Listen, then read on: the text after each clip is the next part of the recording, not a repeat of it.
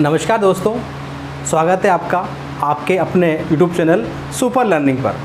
दोस्तों, आज हम पढ़ने जा रहे हैं रीट परीक्षा का एक बहुत ही महत्वपूर्ण टॉपिक जो अधिगम के अंतर्गत आता है, जिसका नाम है क्रिया प्रसूत अनुबंधन सिद्धांत।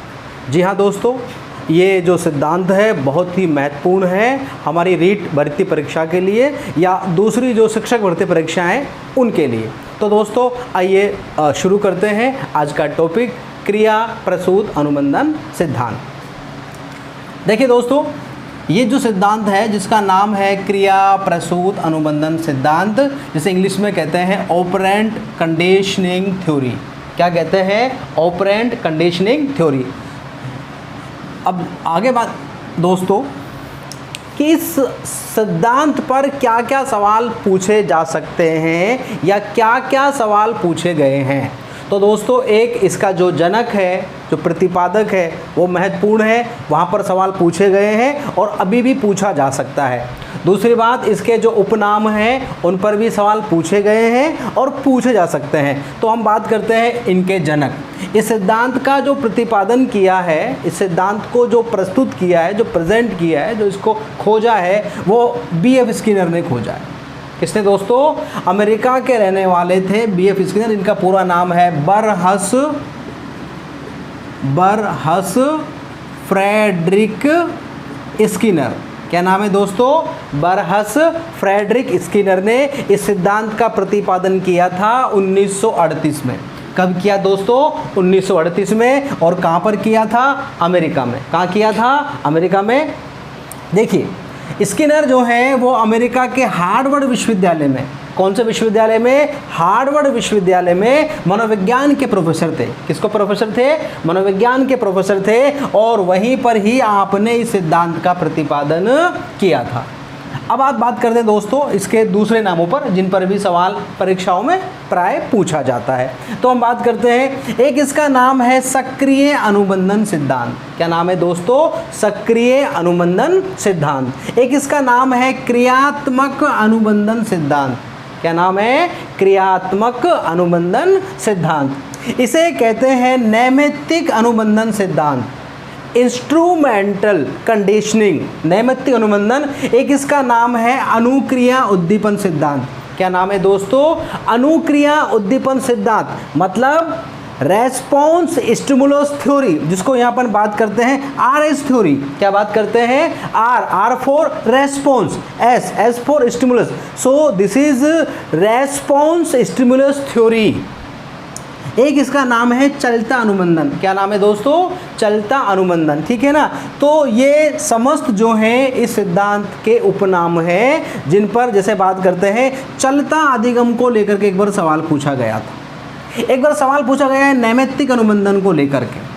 तो हमें इस सिद्धांत के दूसरे नाम भी अच्छे से पता होना चाहिए, ताकि एग्ज़ाम में हम कंफ्यूज ना हो और हमारा क्वेश्चन गलत ना हो। ठीक है दोस्तों, अब बात करते हैं कि स्किनर ने अपने प्रयोग किसके ऊपर किए।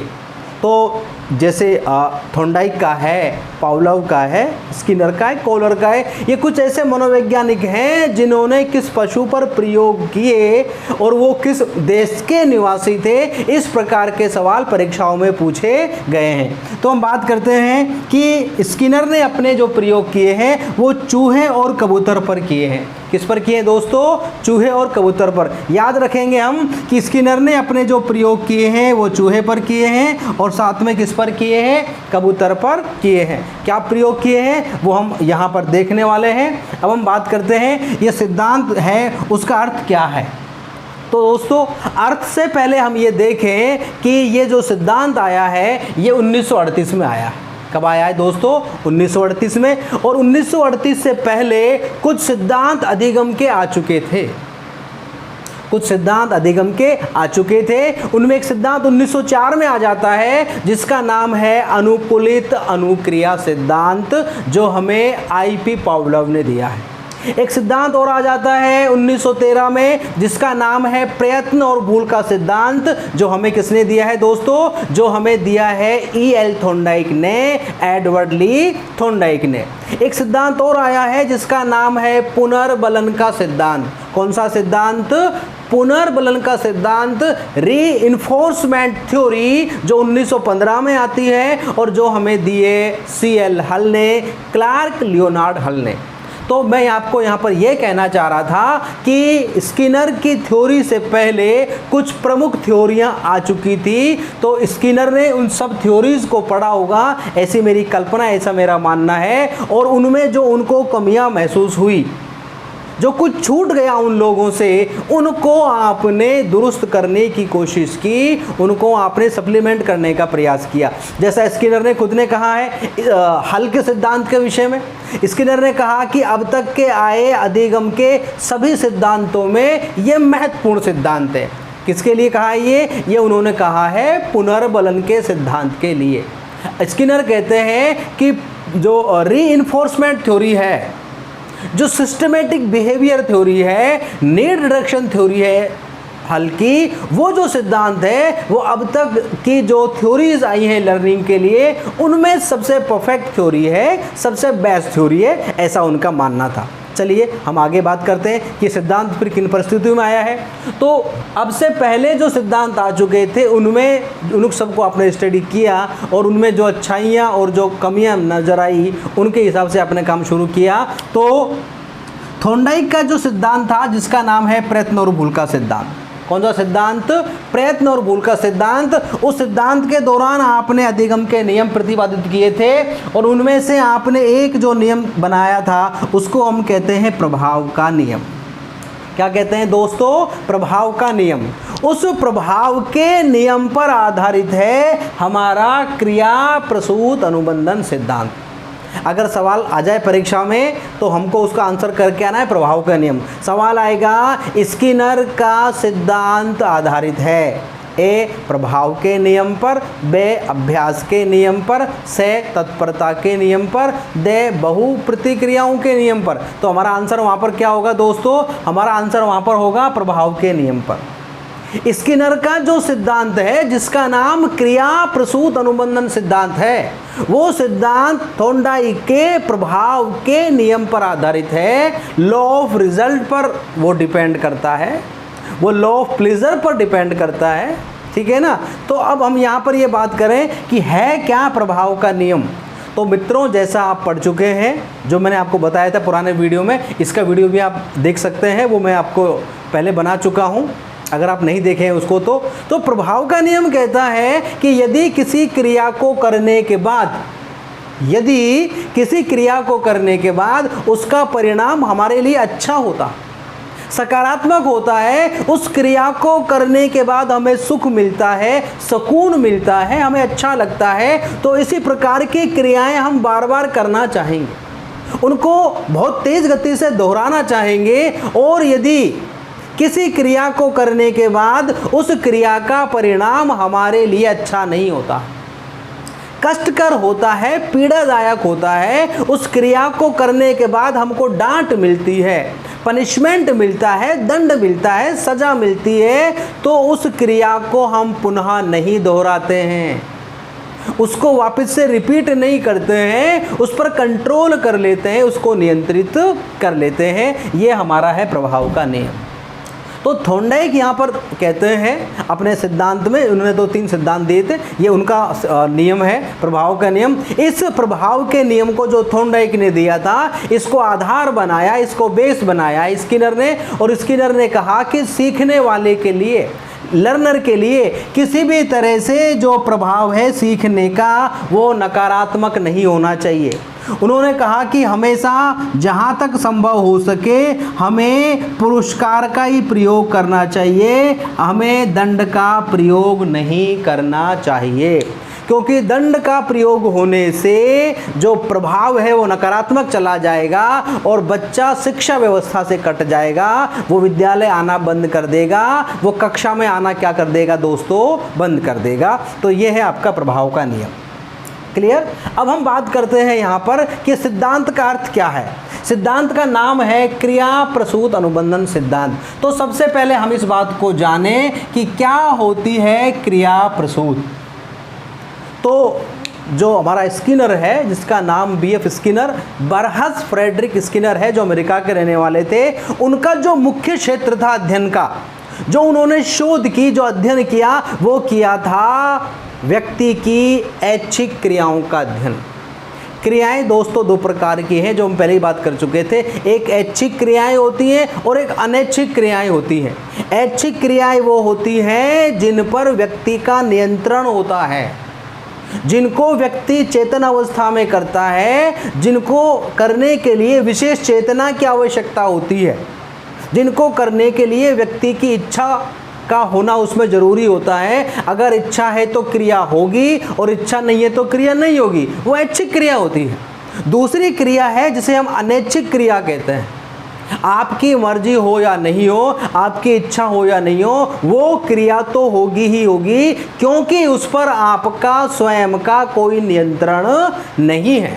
वो आपके चेतन से नहीं चल रही है, वो आपके अचेतन से संचालित हो रही है, जिसको हम कह सकते हैं कि वो कुदरतन चल रही है। वो जो है कहीं और से स्वचालित है, स्वसंचालित है, उस पर हमारा अपना कोई वश नहीं है। जैसे हमारी श्वसन क्रिया है, सांस लेने की प्रक्रिया पर हमारा अपना कोई नियंत्रण नहीं है। हम लाख चाहें कि हम सांस न लें, लेकिन सांस तो लिया ही जाएगा। तो ये कौन सी क्रिया है? ये हमारी अनैच्छिक क्रिया है, जो कि हमारे अचेतन से संचालित हो रही है। और कुछ क्रियाएं वो हैं जो ऐच्छिक होती हैं, जो हमारे खुद की मर्जी पर, खुद के मन पर, इच्छाओं पर निर्भर करती हैं। तो जो ऐच्छिक क्रियाएं हैं, कौन सी क्रियाएं दोस्तों?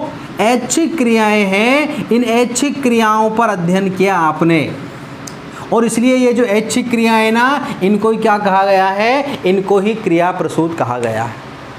स्किनर कहते हैं कि जब व्यक्ति अपने पर्यावरण में सक्रिय हो जाता है, दोस्तों क्या हो जाता है? जब व्यक्ति अपने पर्यावरण में क्या हो जाता है? सक्रिय हो जाता है, तो फिर वो अनैच्छिक क्रियाएं करता है।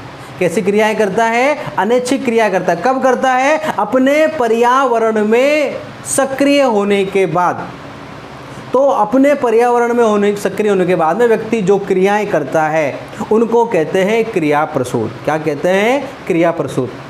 अपन बात करें दूसरे शब्दों में, तो यहाँ कहा गया है कि वो क्रियाएं, वो एक्शंस, वो एक्टिविटी जिनको कोई प्राणी सीखते समय करता है। जब व्यक्ति किसी क्रिया को, किसी कौशल को सीख रहा होता है, उस समय वो जो जो क्रियाएं करता है, जो जो एक्शन करता है, जो एक्टिविटीज़ करता है, उन एक्टिविटीज़ को कहा जाता है ऐच्छिक क्रियाएं। क्योंकि जब व्यक्ति सीख रहा होता है तो ये जरूरी नहीं उन क्रियाओं को करे ही करे, चाहे तो उन क्रियाओं को वो ना भी करे, क्योंकि वो करना और ना करना उसकी इच्छा पर निर्भर करता है। इसलिए उनको अपन क्या कहते हैं? उनको अपन ऐच्छिक क्रियाएं कहते हैं। तो ये है क्रिया प्रसूत। ठीक है, आगे अपन बात करते हैं कि क्रिया प्रसूत अनुबंधन क्या है। तो आप कहते हैं कि पुनर्बलन के द्वारा, किसके द्वारा? पुनर्बलन के द्वारा क्रिया प्रसूत व्यवहार को अनुबंधित करवाना। पुनर्बलन के साथ में क्रिया प्रसूत व्यवहार को अनुबंधित करवाना ही क्रिया प्रसूत अनुबंधन कहलाता है। जैसे अपन बात करें यहाँ पर, इसका नाम है सक्रिय अनुबंधन। क्या नाम है? सक्रिय अनुबंधन। इसका मतलब क्या है कि कोई भी क्रिया, कोई भी व्यवहार कब सक्रिय रहेगा, कब क्रियाशील रहेगा? जब हम उसको करने वाला पुनर्बलन बराबर देते रहेंगे। ठीक है दोस्तों, तो यहाँ पर स्किनर कहते हैं कि जब कोई बल प्रदान करने वाला उद्दीपक, जब कोई बल प्रदान करने वाला उद्दीपक किसी क्रिया को पूरा होने के बाद दिया जाता है। दो बातें हैं, एक तो क्रिया और एक क्या? उद्दीपक। तो यहाँ पर जो बात हो रही है वो ये हो रही है कि क्रिया पहले हो रही है और उद्दीपक बाद में आ रहा है। क्रिया यहाँ पर पहले हो रही है, उद्दीपक बाद में आ रहा है, जबकि थॉर्नडाइक के प्रयोग में उद्दीपक पहले आता है और क्रिया बाद में होती है। तो स्किनर कहते हैं कि किसी क्रिया को पूरा होने के बाद, किसी क्रिया को पूरा होने के बाद जब बल प्रदान करने वाला उद्दीपक दिया जाता है तो उस क्रिया की गति में, उस क्रिया की तीव्रता में, उस क्रिया की सक्रियता में बढ़ोतरी हो जाती है। वो क्रिया और तीव्र वेग से उसकी आवृत्ति होने लग जाती है। इसे कहते हैं क्रिया प्रसूत अनुबंधन। अगर वो उद्दीपक न दिया जाए, अगर वो पुनर्बलन न दिया जाए तो फिर वो जो क्रिया है फिर उसका उतनी तीव्र गति के साथ में दोहरान नहीं होता है। तो यदि हम चाहते हैं कि किए जाने वाले व्यवहार को, सीखे जाने वाले व्यवहार को उसकी निरंतरता बनी रहे, उसकी सततता बनी रहे और वो और ज़्यादा गति से आवृत हो, तो इसके लिए ज़रूरी है कि उसे किसी विशेष उद्दीपक के साथ में अनुबंधित किया जाए। इसलिए अपन इसको कहते हैं अनुक्रिया उद्दीपक या SR थ्योरी। हम बात करते हैं दोस्तों कि क्या प्रयोग किया है यहाँ पर स्किनर ने और किस प्रकार से प्रयोग किया है।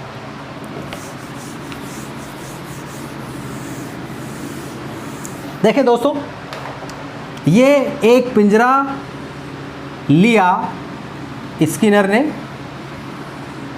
और स्किनर के जो शिष्य थे उन्होंने इसका नाम रखा स्किनर बॉक्स। स्किनर बॉक्स इसका नाम स्वयं स्किनर ने नहीं रखा है दोस्तों, किसने रखा है? उनके कुछ शिष्य थे, उन्होंने इसका नाम रखा है स्किनर बॉक्स। क्लियर? आगे हम बात करते हैं। अभी क्या है, यहाँ एक लीवर लगाया गया है दोस्तों। यहाँ पर क्या लगाया गया है? एक लीवर लगाया गया है और लीवर से ये एक तार कनेक्ट है और तार से कनेक्ट किया गया है। यहाँ एक प्लेट लगाई गई है, प्लेट को कनेक्ट किया गया है। इस प्लेट में यहाँ पर कुछ खाद्य सामग्री रखी गई है। क्या रखी गई है दोस्तों? कोई खाद्य सामग्री रखी गई है। अब क्या किया जाता है कि एक चूहे को भूखा रखा जाता है। क्या रखा जाता है मित्रों? एक चूहे को भूखा रखा जाता है। ये चूहा है और चूहा कैसा है? ये भूखा है। कैसा चूहा है? भूखा चूहा है। तो यहाँ जैसा हम इस बोर्ड पर देख पा रहे हैं कि एक पिंजरा लिया गया है जिसका नाम क्या रखा गया है? Skinner box. और ये जो पिंजरा है इसमें एक चूहे को भूखा रखा गया है 24 घंटे तक और फिर उसको पिंजरे में बंद कर दिया गया है।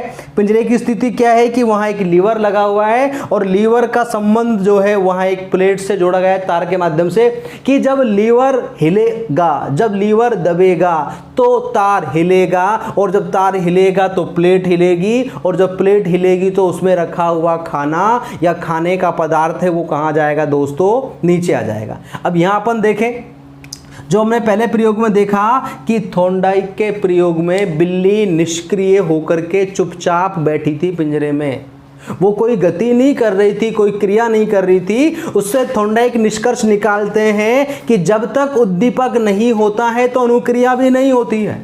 इसलिए उनके सिद्धांत को SR थ्योरी कहते हैं। क्या कहते हैं दोस्तों? SR थ्योरी, क्योंकि उद्दीपक S होगा तो ही अनुक्रिया R होगी, अगर उद्दीपक S नहीं होगा तो अनुक्रिया R भी नहीं होगी। इस SR का विरोध किया है स्किनर ने।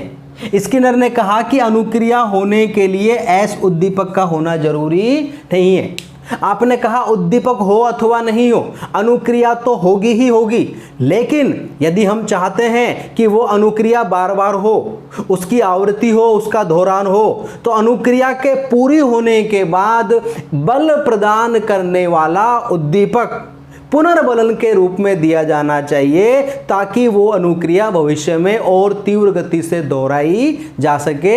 ये आपने वहाँ पर कहना चाहा है। तो यहाँ हम देख रहे हैं कि ये जो चूहा है वो यहाँ निष्क्रिय नहीं है, वो यहाँ सक्रिय है। वो किसका प्रतीक है? सक्रियता का प्रतीक है। अब क्या होता है दोस्तों कि ये भूखा जो चूहा है भोजन की तलाश में यहाँ से गुजरता है तो अचानक से उसका पैर इस लीवर पर पड़ जाता है, लीवर दब जाता है, जिसके कारण से तार हिल जाता है। तार हिल जाता है तो तार से जुड़ी हुई प्लेट भी हिल जाती है और उससे खाने का पदार्थ क्या है? नीचे आकर के गिर जाता है। अब वो यहाँ से चल रहा है, एक चक्र उसका पूरा हो गया, अभी उसे खाना नहीं मिला है। लेकिन जैसे ही वो दूसरा चक्र शुरू करता है तो ये जो प्लेट है जिसमें से खाने के टुकड़े नीचे आ गए थे ज़मीन पर, फर्श पर, उसके पैर में वो टुकड़े चुभते हैं। वो उन टुकड़ों को उठाता है, अपनी नाक के पास ले जाता है तो उसमें उसे खाने की खुशबू आती है। तो उसको उद्दीपक मिला है। उसको क्या मिला है? उद्दीपक मिला है, जो किसका काम कर रहा है? वो उसके लिए पुनर्बलन का काम कर रहा है। जब वो उस टुकड़े को अपने मुंह में लेके जाता है तो उसे हूबहू खाने का स्वाद ही उसमें आता है, क्योंकि वो खाना ही होता है। तो वो जो टुकड़ा है वो उसके लिए किसका काम करता है? उसके लिए पुनर्बलन का काम करता है। और जैसे ही वो टुकड़े को खा लेता है तो उसके अंदर एक कॉन्फिडेंस आता है और उसे लगता है कि मुझे भोजन यहाँ पर मिल सकता है, मतलब कि जिस लक्ष्य की तलाश में मैं आया हूँ वो लक्ष्य की पूर्ति मेरी यहाँ पर हो सकती है। तो फिर वो क्या करता है? बाद में वो और तीव्र गति से यहां पर घूमना शुरू करता है। तो यह देखा गया कि अंत में वो सीधा इस कोने में उछल कूद करता है और खाने को प्राप्त कर लेता है। तो इस प्रयोग के माध्यम से दोस्तों यह सिद्ध करना चाहा स्किनर ने कि भाई देखो, जो उद्दीपक दिया गया है वो क्रिया के साथ साथ नहीं दिया गया है। ऐसा नहीं है कि चूहा चलता जा रहा है और उसको भोजन मिलता जा रहा है। क्रिया के पहले भी नहीं दिया गया है कि पहले इसको यहाँ भोजन दिखाया गया हो फिर क्रिया कर रहा हो, और क्रिया के बहुत बाद भी नहीं दिया गया है। तो स्किनर कहते हैं कि जो पुनर्बलन है अथवा जो उद्दीपक है जिसे हम दे रहे हैं पुनर्बलन के रूप में, वो अनुक्रिया के पूरे होने के तुरंत बाद दिया जाना चाहिए। कब दिया जाना चाहिए दोस्तों? उद्दीपक जिसका नाम अब क्या हो गया है? पुनर्बलन, वो अनुक्रिया के पूरे होने के तुरंत बाद दिया जाना चाहिए। तो ये आपने अपना प्रयोग किया था। अब यहाँ हम दोस्तों इसको ऐसा समझें, मान लीजिए कि 3, 4, 5, 6, 7, 8, 10 चक्कर लग जाते और चूहे को भोजन नहीं मिलता, तो क्या चूहा बार बार चक्कर लगाता रहता? नहीं लगाता ना। क्यों नहीं लगाता? क्योंकि उसे क्या नहीं मिल पा रहा था? उसे पुनर्बलन नहीं मिल पा रहा था। तो जब उसे पुनर्बलन नहीं मिलेगा तो उसकी क्रियाओं में कमी आएगी। लेकिन जैसे ही पहले प्रयास के बाद ही उस चूहे को मिल गया भोजन, तो उसकी जो क्रियाएं हैं उनमें आगे क्या हो गई? गति बढ़ गई, उनमें तीव्रता आ गई। इसलिए यहाँ पर अपन कहते हैं कि बच्चे को कुछ प्रयासों के बाद में सफलता मिल जानी चाहिए। अगर उसे सफलता मिल जाती है तो वो बाद में और तीव्र गति से सीखने का प्रयास करता है। और यदि बच्चा बार बार प्रयास कर रहा है और फिर भी उसको सफलता नहीं मिलती है तो कुछ समय बाद उसके प्रयासों में शिथिलता आने लगती है, निष्क्रियता आने लगती है, क्योंकि प्रभाव नकारात्मक हो जाता है। इसलिए जो स्किनर है वो कहते हैं चाहे भूलवशी सही, लेकिन सबसे पहले बच्चे को सफलता का स्वाद चखाना है। इसलिए सिद्धांत को अपन कहते हैं, ये सिद्धांत सफलता से सफलता की ओर चलता है। कहाँ चलता है दोस्तों? सफलता से सफलता। लेकिन थॉर्नडाइक का जो सिद्धांत है वो असफलता से सफलता की ओर चलता है। तो ये आपने प्रयोग किया। दूसरा प्रयोग आपने किया कबूतर पर। किस पर किया दोस्तों? कबूतर पर। देखिए हम उसको भी देख लेते हैं जो आपने प्रयोग कबूतर पर किया है। कबूतर के प्रयोग में भी आपने अपना पिंजरा लिया जिसका नाम क्या था? Skinner box. क्या था दोस्तों? Skinner box. और यहाँ पर आपने एक बल्ब लगा दिया और बल्ब के पास में आपने लगा दी प्लेट, और प्लेट में आपने रख दी खाद्य सामग्री। क्या रख दी दोस्तों आपने? खाद्य सामग्री। और यहाँ जो प्लेट थी उसके पास में एक स्टैंड था, उस स्टैंड पर आपने बिठा दिया कबूतर को। क्या बिठा दिया दोस्तों आपने? कबूतर बिठा दिया। अब हम देख रहे हैं कि एक पिंजरा है, उसमें एक बल्ब लगा हुआ है, उसके पास में एक प्लेट है और वहाँ पास में एक स्टैंड लगा हुआ है जिस पर कौन बैठा है? कबूतर बैठा है। इस पिंजरे को हम क्या करते हैं? अब अंधेरे कमरे में लेकर के जाते हैं, अंधेरे कक्ष में लेकर के जाते हैं। अंधेरे कक्ष में ले जाने के बाद में फिर हम क्या करते हैं कि यहाँ हम इस रोशनी वाले बल्ब को जलाते हैं। मतलब बल्ब को जलाते तो उससे क्या आती है? रोशनी आती है दोस्तों। क्या आती है? उससे रोशनी आती है। अब आप खुद सोचें दोस्तों, अगर हम किसी कमरे में बंद हैं, मैं किसी कक्ष में बंद हूँ और उसमें पूरा अंधेरा हो रहा है और अचानक से कोई रोशनी आए कहीं से, तो क्या होगा? जहाँ से रोशनी आएगी मेरा ध्यान कहाँ चला जाएगा? वहाँ चला जाएगा। तो ठीक वैसे ही हुआ कि जब पूरे कक्ष में अंधेरा है और यहाँ पर इधर की तरफ मुँह कर करके कबूतर बैठा हुआ है, लेकिन रोशनी चूंकि पीछे से आ रही है तो वो अपनी गर्दन को क्या कर लेता है? पीछे घुमा लेता है और बल्ब पर चोंच मारने का प्रयास करता है। उस चोंच मारने के प्रयास के दौरान एक दो जो खाने के दाने हैं उसकी चोंच में आ जाते हैं। दाने उद्दीपक। अब चूंकि वो कबूतर भूखा था और भूखे कबूतर को जब खाने के दाने मिल गए तो वो किसका काम करते? उद्दीपक का। किसका काम करते? उद्दीपक का। लेकिन यहाँ उद्दीपक जो है वो खुद उसका नाम बदल गया। उसका नाम क्या हो गया दोस्तों? उसका नाम हो गया पुनर्बलन। तो जैसे ही भूखे कबूतर को चोंच मारने पर खाने के दाने मिल गए तो उन्होंने काम किया पुनर्बलन का। अब वो और गति से चोंच मारता है। ठीक है, इस प्रकार से 6 प्रकार की रोशनियों में आपने ये प्रयोग किए और चोंच मार करके कबूतर को खाना प्राप्त करना सिखाया। अब देखिए दोस्तों, यहाँ पर इस बात को देखें कि यदि उद्दीपक पहले आ जाए तो वो उद्दीपक ही होता है, क्योंकि वहाँ पहले का मतलब ये कि उसको क्रिया करवाने के लिए लाया जा रहा है। उद्दीपक का मतलब होता है जो हमें गतिशील करती है, जो हमें क्रियाशील करती है, जो हमें उद्दीप्त करती है। लेकिन जब उद्दीपक क्रिया के बाद दिया जाता है तो उद्दीपक नहीं रह जाता है, उसका नाम बदल जाता है, फिर वो हो जाता है पुनर्बलन। जैसे हम अंग्रेजी में बात करते हैं, क्रिया से पहले अगर नाउन आता है तो उसका नाम होता है सब्जेक्ट। दोस्तों क्या होता है? सब्जेक्ट। लेकिन वही नाउन जब क्रिया के बाद चला जाता है तो उसका काम, उसका स्वरूप बदल जाता है, फिर वो बन जाता है ऑब्जेक्ट।